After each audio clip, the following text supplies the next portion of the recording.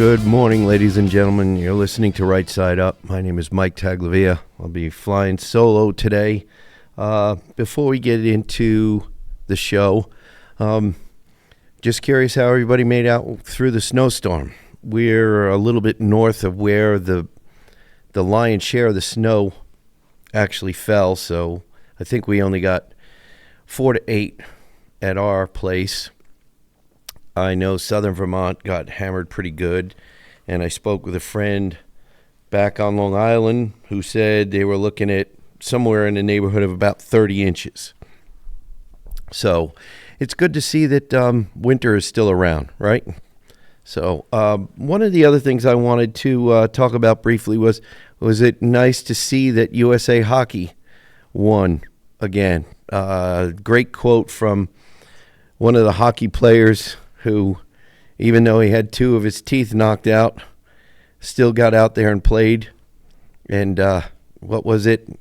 He was so happy to be playing for the best country in the world where they have great dentists and he can get his teeth fixed when he gets home. Or something to the effect of that. So I thought that was great. But I want to get right into this. There's a lot to talk about. A lot going on in the legislature here in Vermont. But I want to talk about private property rights. It seems like it's a big issue and it's not going anywhere anytime soon with the fight to keep our individual freedoms and private property rights. There's a quote that I found on social media, I think, that pretty much sums it up.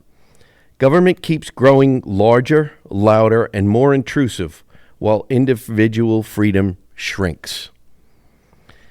That's a mouthful if I ever heard one. So I want to talk about some of our freedoms here.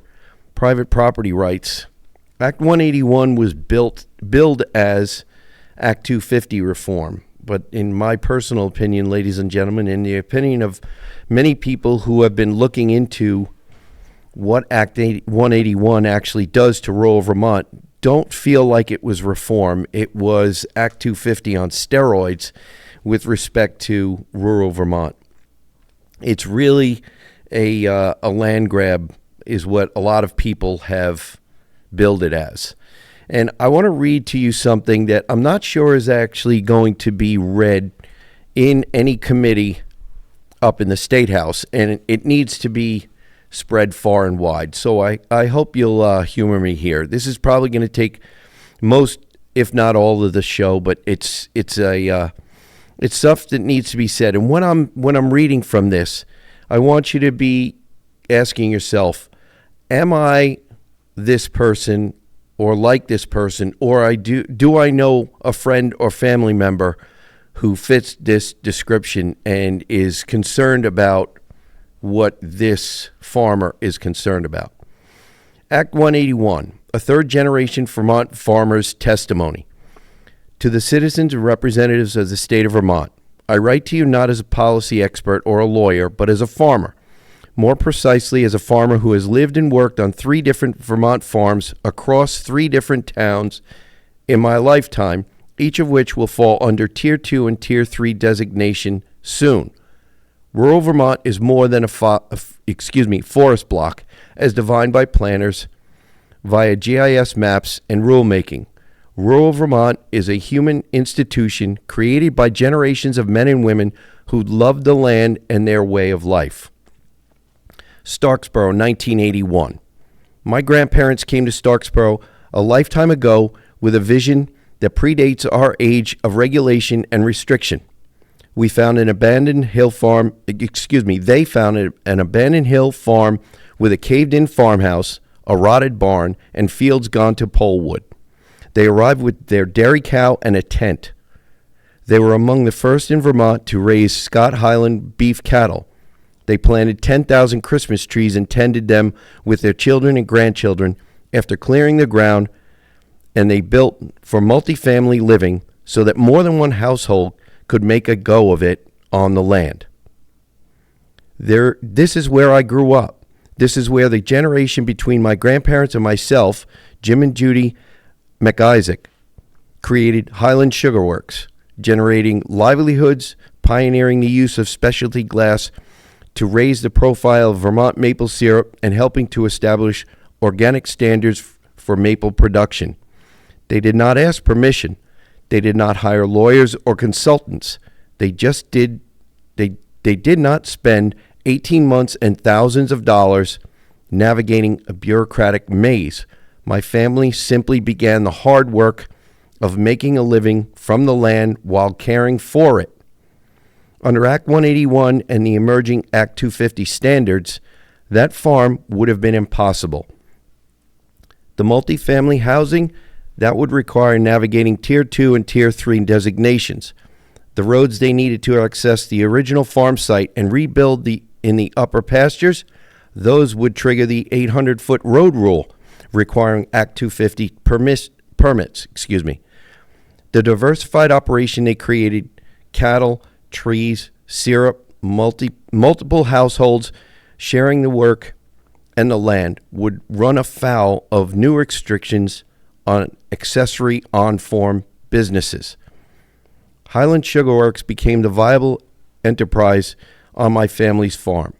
Under new rules, the growth of that business would require permits at every stage. When my uncle needed to expand the building, he would have faced Act 250 review.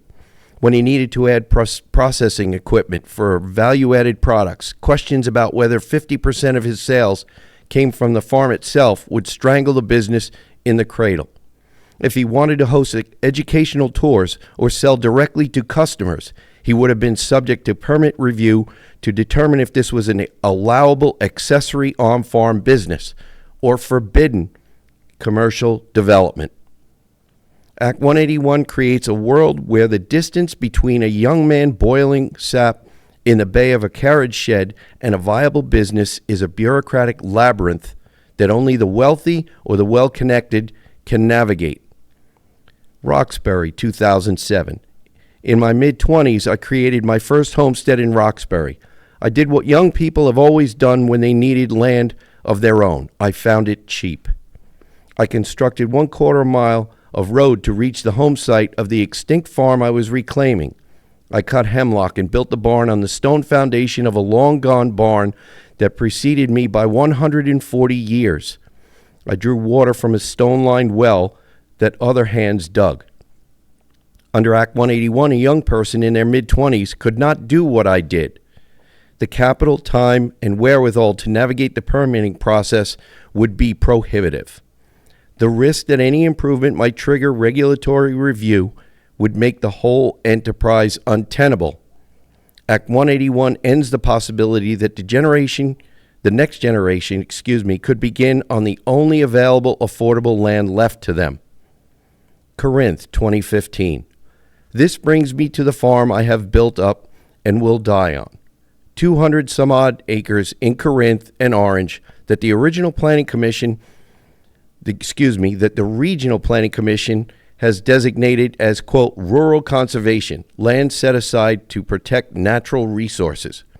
Act 181 proposes to divide into Tier 2 and Tier 3 designations.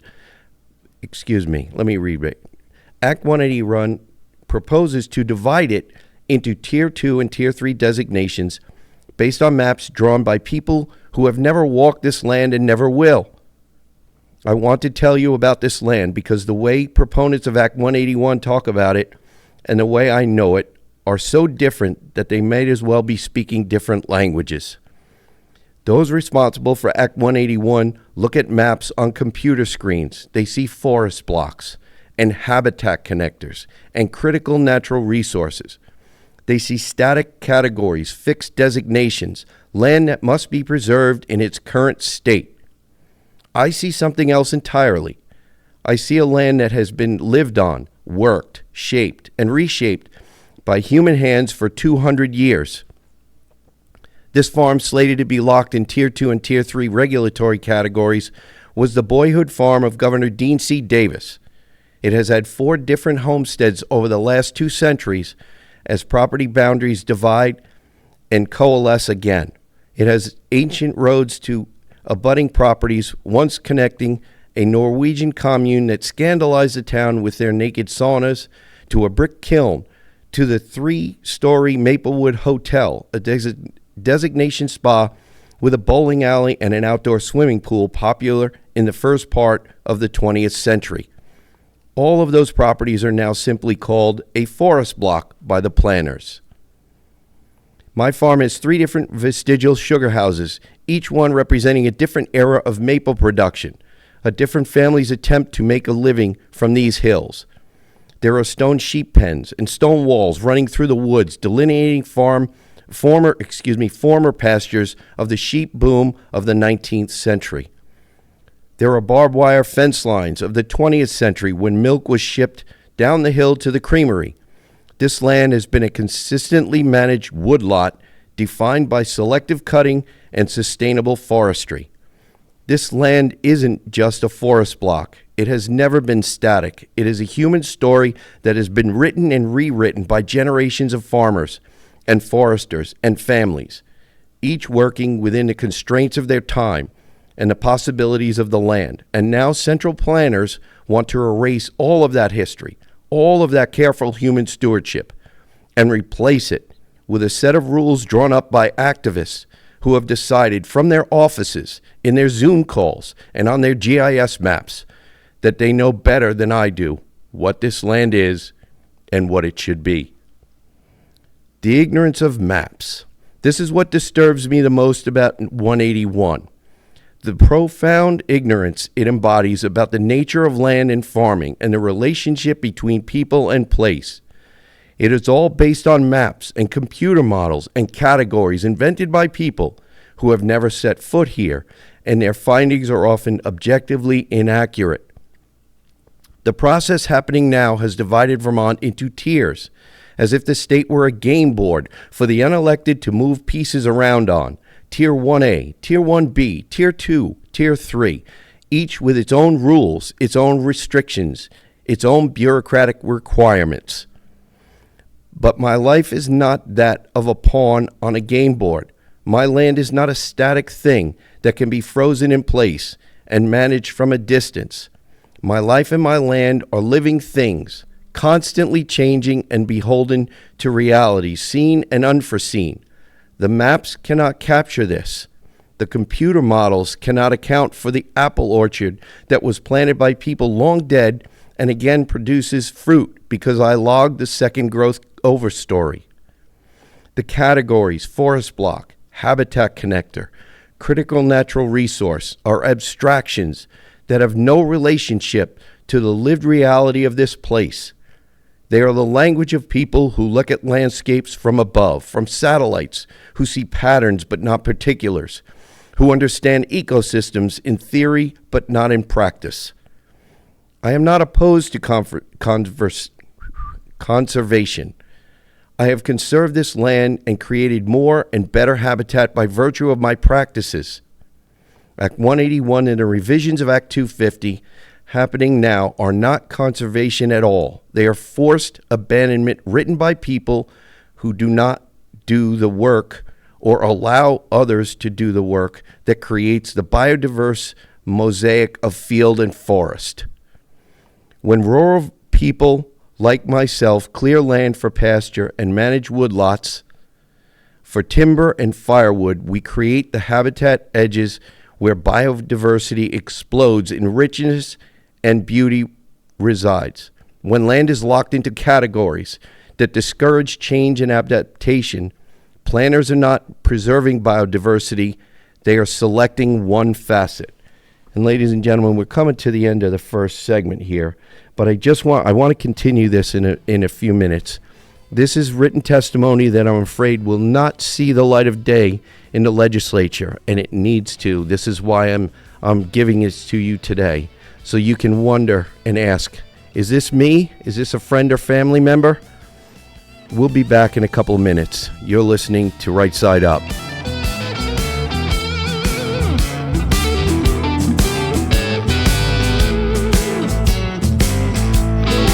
From your logo to your look, Yipes brings your brand to life.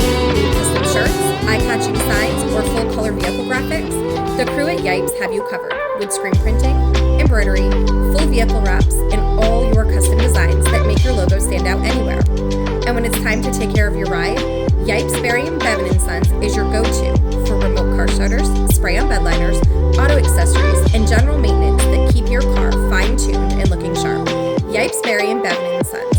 Local, creative, and ready to serve. Visit us at 439 North Main Street or give us a call at 802-479-0055.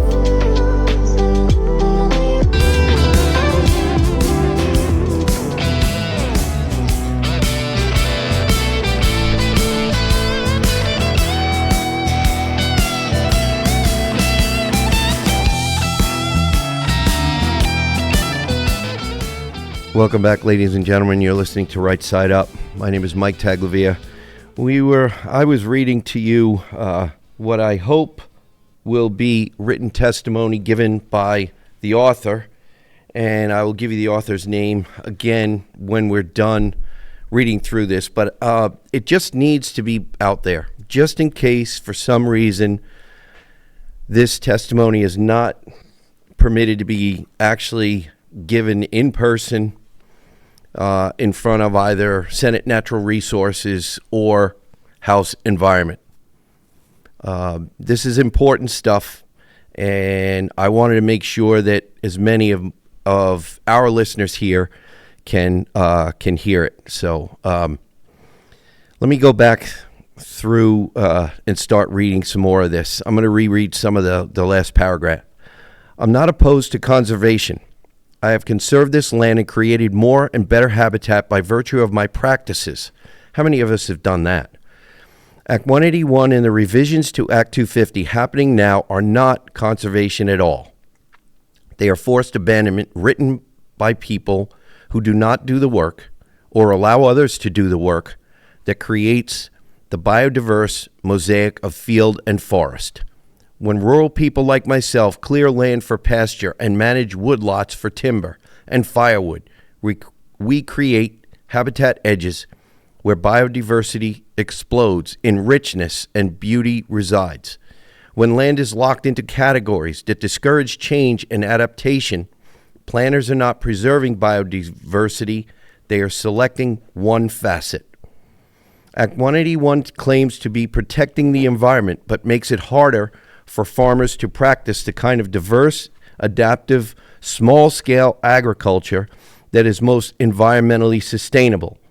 It claims to be protecting rural character, but forces total forest cover and the loss of other types of habitat. This is not conservation. What will have been conserved? Monolithic blocks of forest, ecologically poorer than what small farmers created, actively managed by no one, serving no one but recreational transients and the wealthy. Centralized planning and the death of local knowledge. Act 181 concentrates enormous power in the hands of a small number of unelected officials.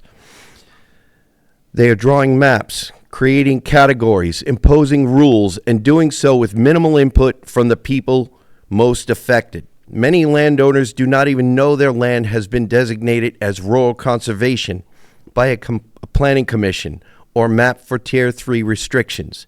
There has been no meaningful notice, no genuine opportunity for participation, no democratic process worthy of the name. This is centralized planning of the most arrogant kind. It is the planning of people who believe that they and their models and their abstract theories about land use know better than the people who actually live on and work the land. When government decides that individual property rights and local knowledge must be subordinated to plans created by centralized authorities, when they decide that people cannot be trusted to manage their own land and must be forced to comply with visions imposed from above, the results are always the same: economic pain, cultural destruction, and the elimination of the very things the planners claimed they were protecting. I am suggesting that Act 181 embodies the same fundamental error that all centralized planning embodies: the belief that distant authorities know better than the people on the ground. When you tell farmers that they cannot build here or access there or diversify in this way because your map says their land is a habitat connector or a forest block, you are not protecting the environment. You are destroying the conditions that have protected it for generations. Cultural genocide. Act 181 is a form of cultural genocide. Culture is a way of life, a set of practices and knowledge and relationships that define a people. Rural Vermont culture, the knowledge of how to work this land, the social patterns of multi-generational continuity, the economic relationships of home-operated businesses is a culture as real and as valuable as any other. It is being systematically destroyed by policies that make it impossible for that culture to reproduce itself, for the next generation to stay here, for the knowledge and practices and relationships to continue. When a regulatory regime makes it impossible for a young person to make a go of it on rural land, you are not just preventing one individual from pursuing their lifestyle, you are breaking the chain of transmission by which knowledge and culture are passed down. You are ensuring that there will be no one left who knows how to do what we do. When planners or the state take rural land that has been lived on by families for generations and declare that it must now be preserved as a forest block or a habitat connector, they are erasing the human history of that land. They are treating the presence of rural people as a problem to be solved rather than a culture to be valued.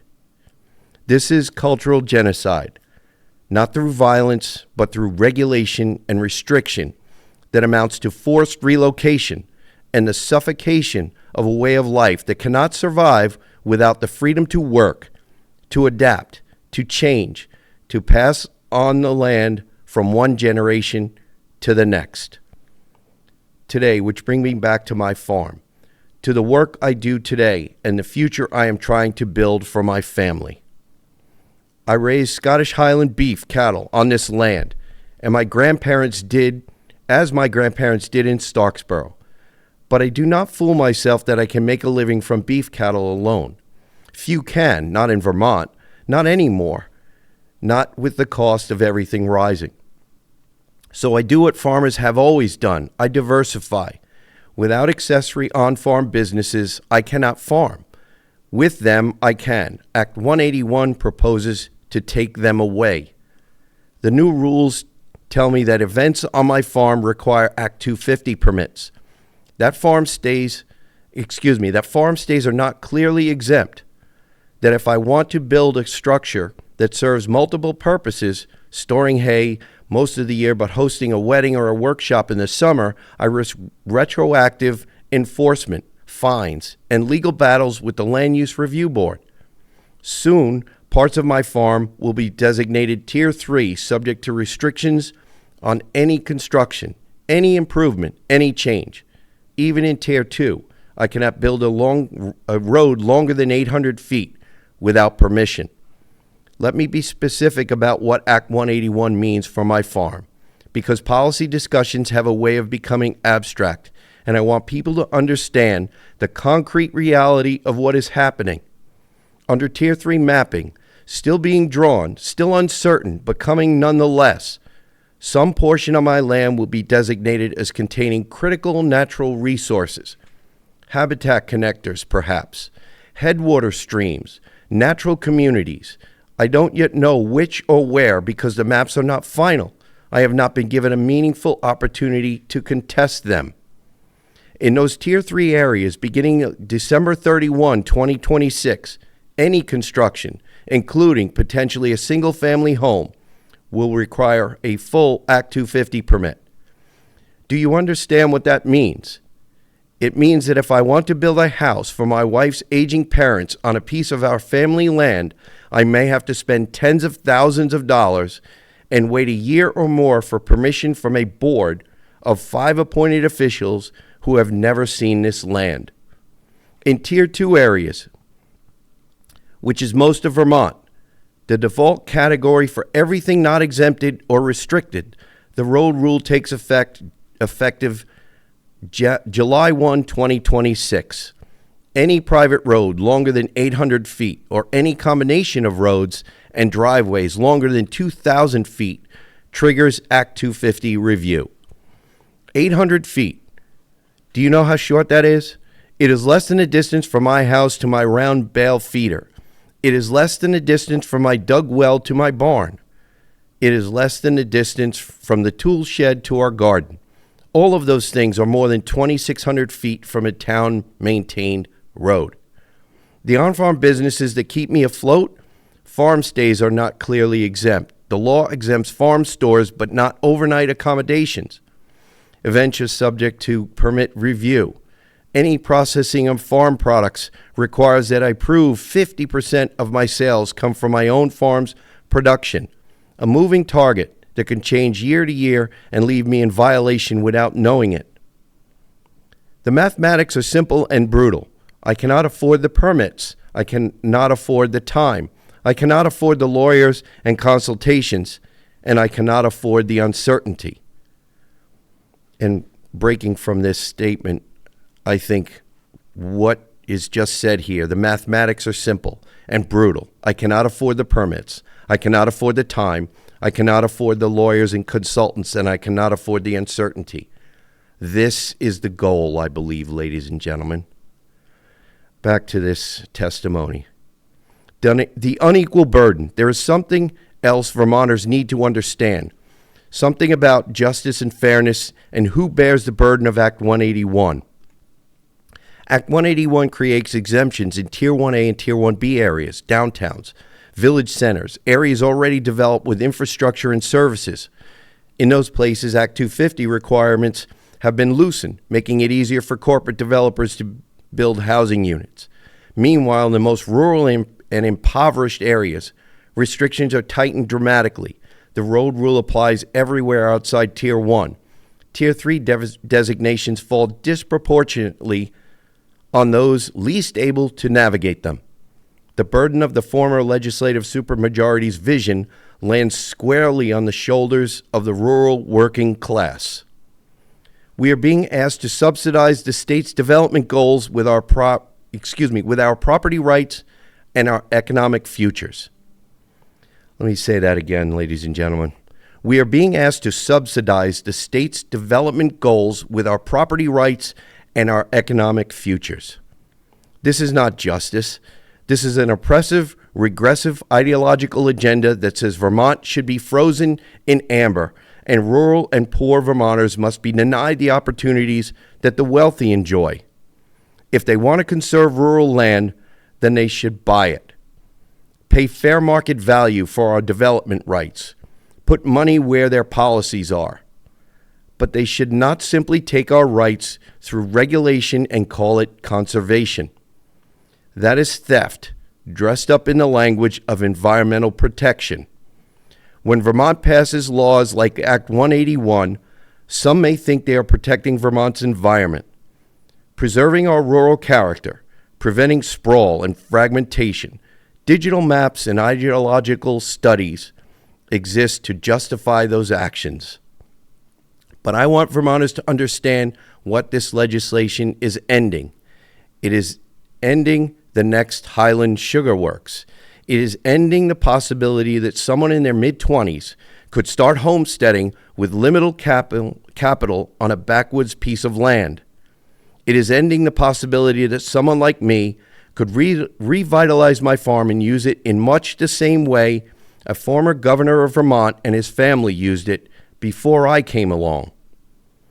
It is ending the possibility of farm stays and educational programs and events, the very things that connect people to the land and to farming, the very things that might inspire the next generation to take up this work.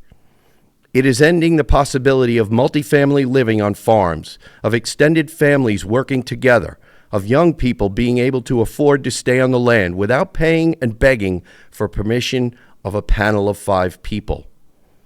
The questions before our leaders are not complicated, though they have been made so with 171-page bills.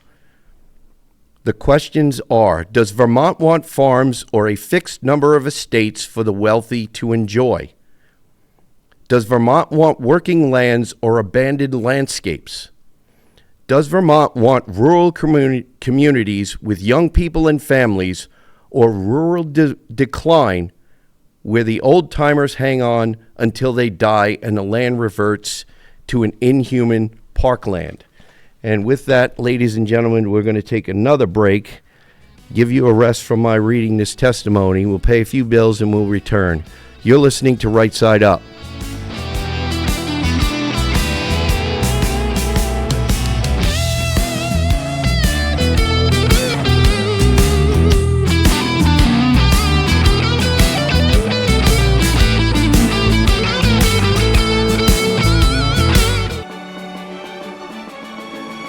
Did you know that not only do we specialize in everyday arrangements, but we also do weddings, events, and funerals? Give us a call at 802-476-3126, email us at emsleytheflorist@gmail.com, or you can check out our profile on our website, emsleythefloristweddingday.com.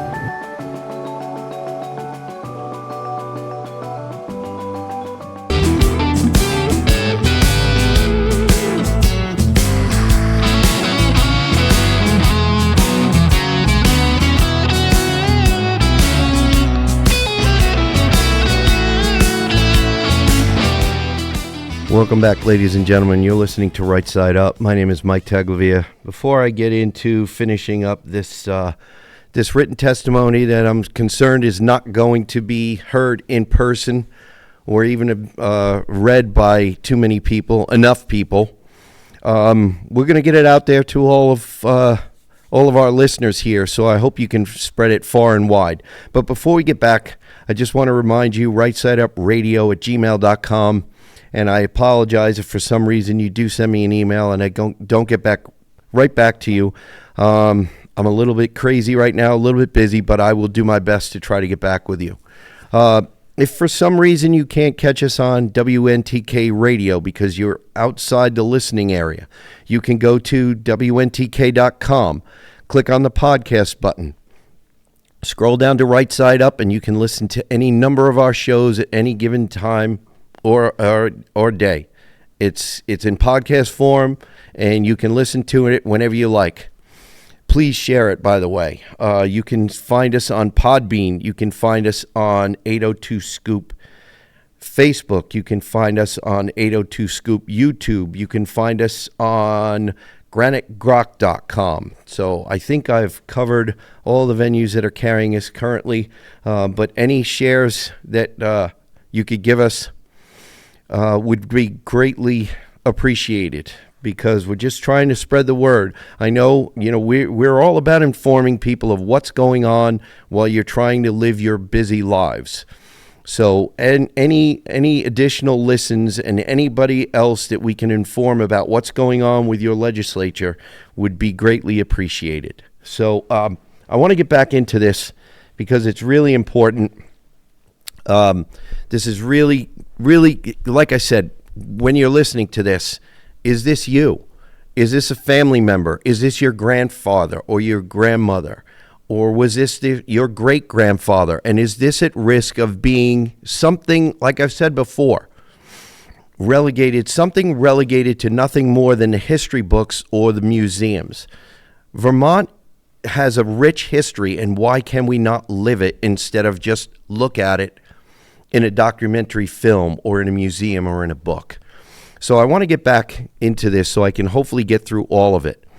And the author says, my ask for Vermont legislators.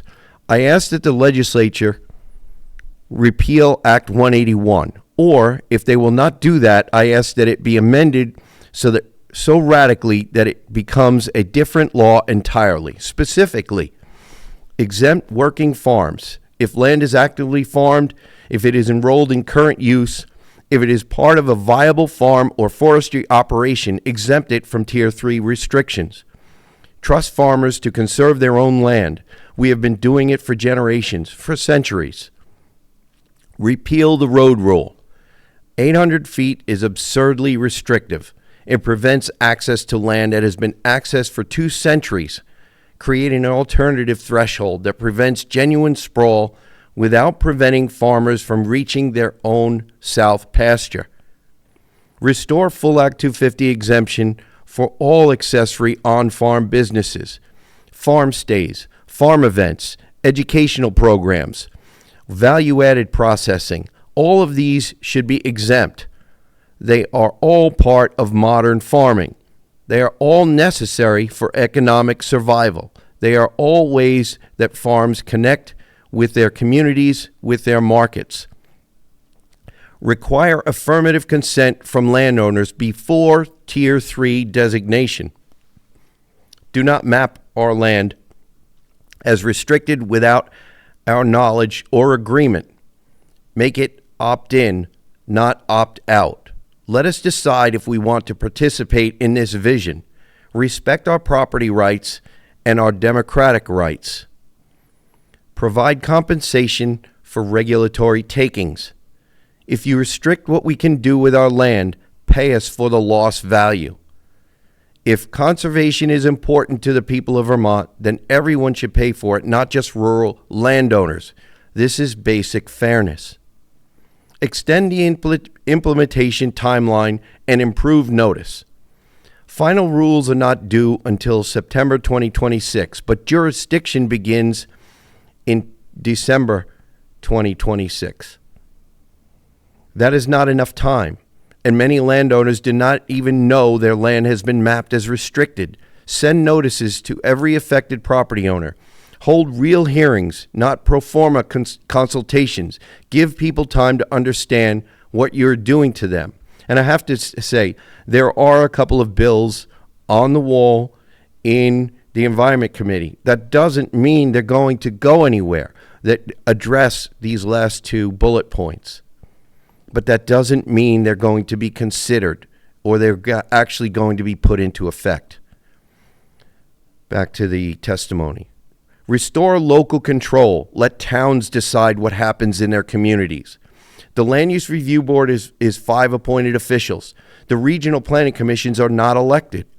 Ultimately, these decisions should rest with the people who live in and know these places, not with distant bureaucrats and unelected activists.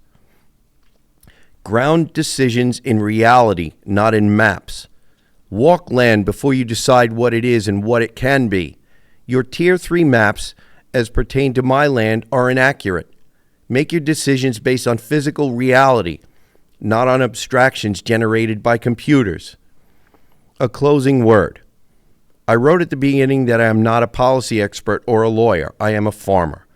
But I am also a citizen, a Vermonter, and a human being with rights that predate norm-breaking regulations and transcend GIS maps. I have a right to the land I own, not a right granted by the state, but a right inherent in the labor I have invested, the care I have given, the knowledge I have accumulated, and the love I have borne for this place. I have a right to build on my own land, to access all of it, to use it in ways that are sustainable and responsible, but also economically viable. I have a right to continue the tradition of farming.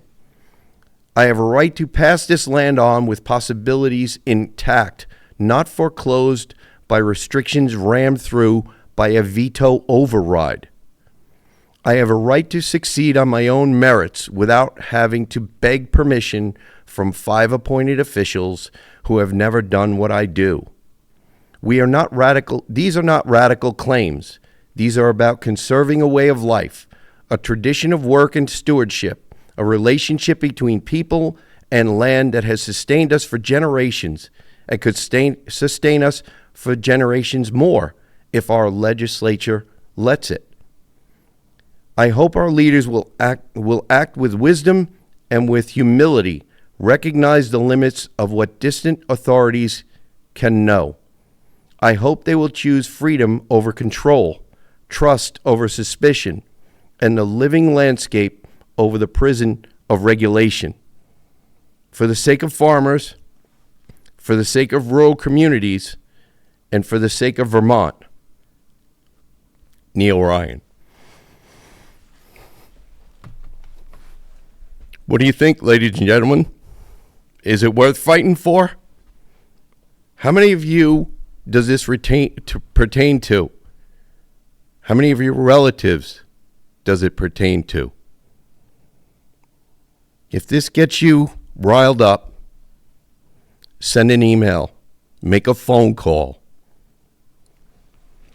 Let your legislator, let your senator know. Let the entire legislature know. Let the Senate Natural Resources Committee know. Let the House Environment Committee know. This is about your rights, ladies and gentlemen. This is about your rights. And you can't just sit idly by and watch this happen. You have to be an active participant. This is why we do this. This is why I sit behind this microphone, because your rights are not granted by your government. Your rights are given to you by the laws of nature and of nature's God. You have to keep them by being an active participant in it. You can't just sit idly by. You have to get involved. Please get involved. Now, there's one more thing that I want, as if that wasn't heavy enough.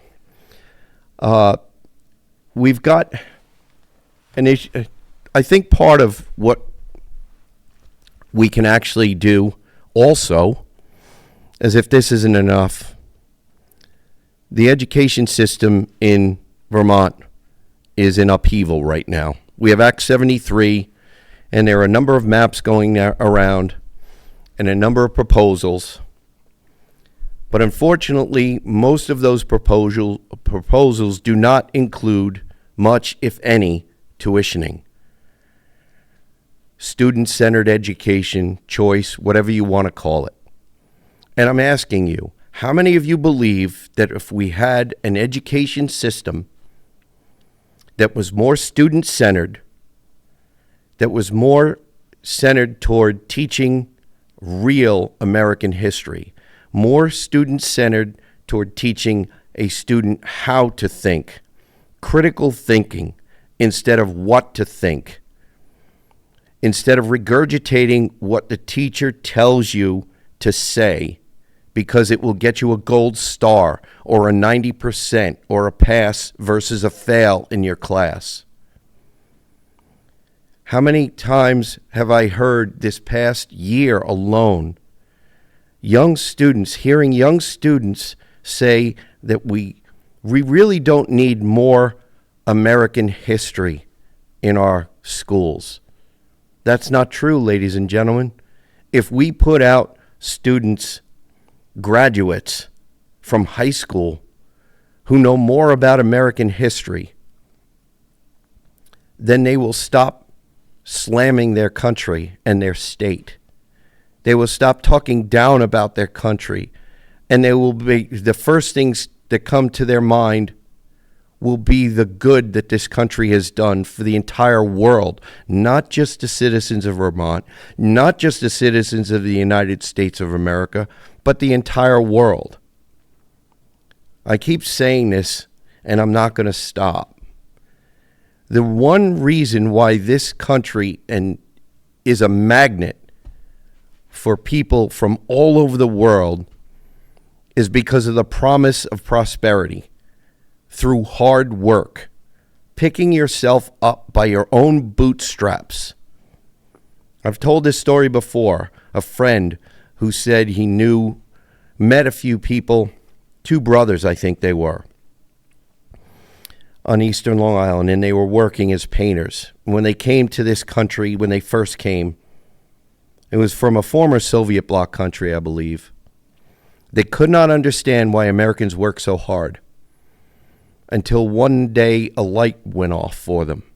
They realized the harder they work, the more they get paid. In the country they came from, hard work was not rewarded. You just got a minuscule paycheck regardless of how the quality of your work or how much you put out.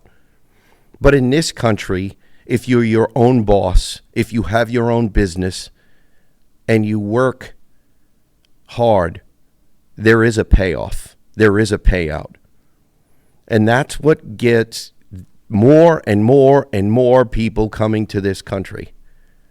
Not the freebies that too many in our government, both state and local and national, keep promising. It's in the promise of the prosperity from your own hard work.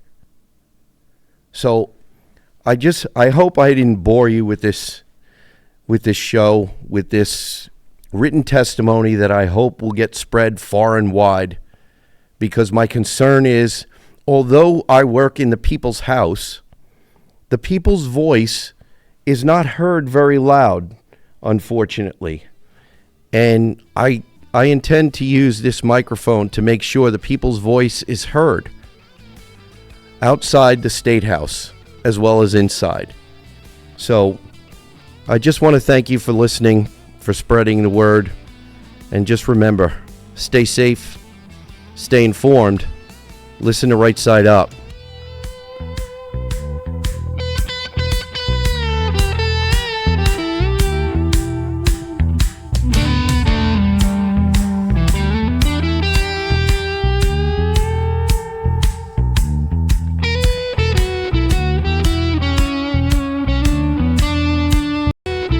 Change your oil the Vermont way. At Vermont Quick Lube in Barrie, you don't need an appointment, you don't need to wait around, and you don't even need to get out of your car. Unlike the competition, we use a pit system, so you stay cozy inside your vehicle while our technicians work efficiently underneath. We'll have you back on the road in 15 minutes. Every oil change includes oil and filter replacement, vital fluid top-offs, tire pressure check, wiper and light check, and an air filter inspection. And those checks aren't just for show. We can replace your wipers, fix your lights, and install a new air filter while you wait. We offer both full synthetic and conventional oil options, and our technicians will help you choose what's best for your vehicle. But wait, we're more than oil changes. Vermont Quick Lube is your complete automotive service center.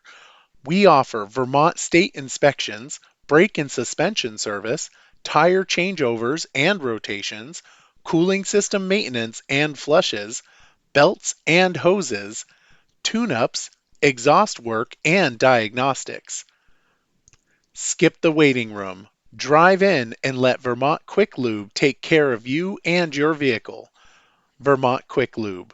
Quality, quick, and convenient service.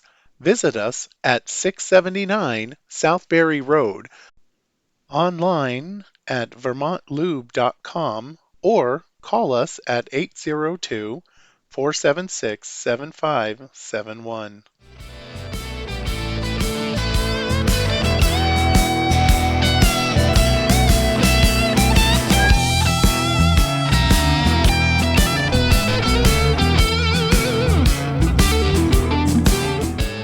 Hello, ladies and gentlemen. This is Mike Taglavia with Right Side Up.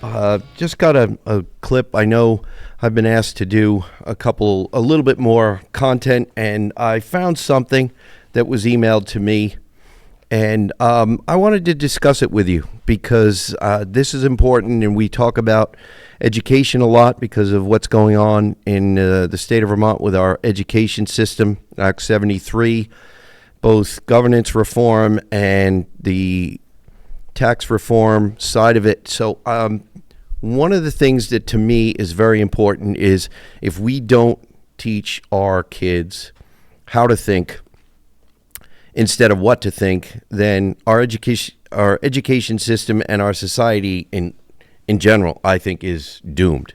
So this was emailed to me from a Vermonter, and let me see here at the bottom. I don't think he says where he's from, but I quote Thomas Sowell every once in a while, and this was sent I believe it's a speech or part of one of his books, for Love of Our Country by Thomas Sowell. We have belatedly come to appreciate the greatest generation that fought and died in World War II to preserve the freedom that Americans enjoy today. But the disappearance of history from our schools and its virtual disappearance as a requirement for graduation from many of our leading colleges as well has left most Americans with little knowledge or understanding of what has made us so much more fortunate than most of the rest of the human race around the world. When you can graduate with honors from Harvard without having taken a single course in history, do not expect much widespread understanding of how we got to where we are, much less what is required to protect and preserve the precious things that make this America different. On the contrary, much of our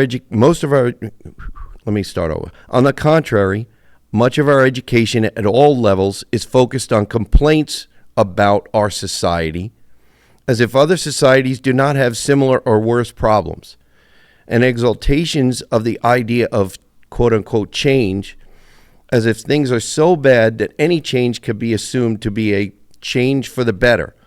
That might have been true of Nazi Germany, but 21st century America? Change is a blank check, and as dangerous as any other blank check. There is no reason to be automatically for or against anything as vague and sweeping as change. Everything depends on the specific merits or demerits of particular changes. But the ease with which so many people embrace undefined change is scary. It makes them and us vulnerable to any glib demagogue who can come along and hype his particular brand of change. The patriotism we celebrate on the 4th of July is more than an expression of love for our country and pride in its achievements. An appreciation of the origins of the blessings we enjoy is essential for preserving those blessings for ourselves and our children and grandchildren. Even racial frictions between blacks and whites in America do not begin to compare to the violence between Protestants and Catholics in Northern Ireland, Serbs and Albanians in the Balkans, Hutus and Tutsis in Rwanda, or Tamils or Sinhalese in Sri Lanka. Unemployed Americans have a higher standard of living than most working people in most countries. The rights of criminals in the United States exceed those of law-abiding citizens in many other countries. What corruption exists in our institutions is like child's play compared to corruption in Russia, China, or Nigeria. Turning from negative things to positive things, the United States stands out even more. Material prosperity is just one of the many things in which America leads the world. We have been a democratic republic longer than any other country. We win more Nobel Prizes than any other country. And I need to make Democratic Republic. Okay, I was going to make a correction, but he is correct. Despite attempts to paint Americans as selfishly materialistic, we give more money to more philanthropic causes at home and abroad than any other nation. Nowhere else are so many colleges and universities established and sustained by private individuals donating their own money rather than by government spending the taxpayers' money. You might think that there would be some interest in why we have been so fortunate in so many ways. But there has instead been far more interest in complaining about the country's remaining human imperfections, even when these are far less than among other nations. The things that safeguard our freedom and prosperity, as well as our moral standards and sense of decency, are always in danger because any society always has people who want power over other people. And our mass media allows such people to play on the public's fears and take advantage of the general lack of understanding of how we are so fortunate among the nations of the world. A free market economy can operate without the public's understanding of how it operates, but it will not be permitted to operate if demagogues play on that ignorance to gain the power to impose massive political controls, as some are always trying to do. Shared moral principles enable people with a variety of backgrounds and interests to interact with one another within a commonly understood framework. But busybodies who balkanize our morality, our language, our political life are destroying that framework. Patriotism is more than a sentiment. It is a necessity. To keep what history has presented to us, Americans must either love it or lose it. Balkanize America, and you risk becoming the Balkans. By Thomas Sowell, July 2nd, 2025. And this was sent to me by Paul just, I believe, yesterday or today. And today is 2/23, February 23rd. So ladies and gentlemen, I just wanted to read that for you. I think Thomas Sowell is a national treasure. He should be taught in intermediate school and high school and college in this country. There should be required courses in his teachings, as well as Milton Friedman. But I don't think, well, the majority of intermediate schools, high schools, and colleges will not. I wish they would. We would be a better place for it. But, ladies and gentlemen, I just wanted to read that little speech by Thomas Sowell, who I think if more students heard him, they would understand a little bit better what this country really means. Thank you for listening, ladies and gentlemen. This is Mike Taglavia. You are listening to Right Side Up.